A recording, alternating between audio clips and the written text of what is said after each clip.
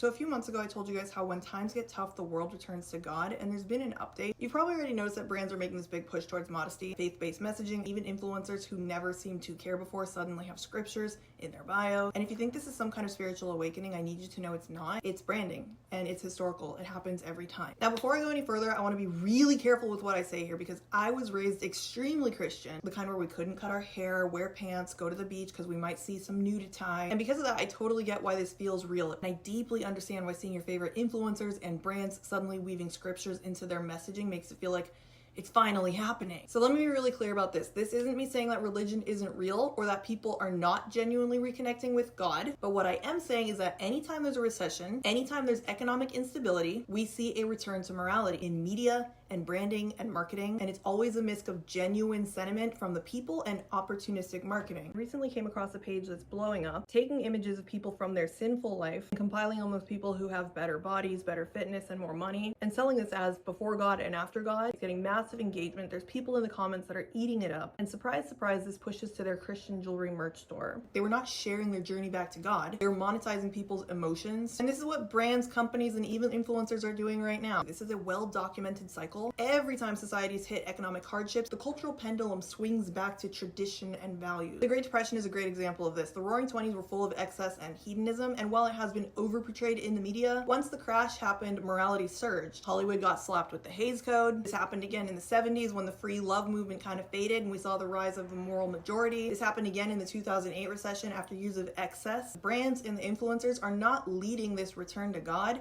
They're reacting to it. The cultural shift happens and then businesses pivot their branding to adapt to that. So if you're Christian or any kind of religious and you're seeing this wave of faith-based content and you're thinking, wow, the world is coming back to God, I want you to know that a lot of this is a branding play. And yes, some people are genuinely reconnecting with their faith, and that is great. But as much as that's happening, brands, influencers, and companies are just cashing in on it. And that's because this is not a real movement. It is a cycle and it happens over and over again.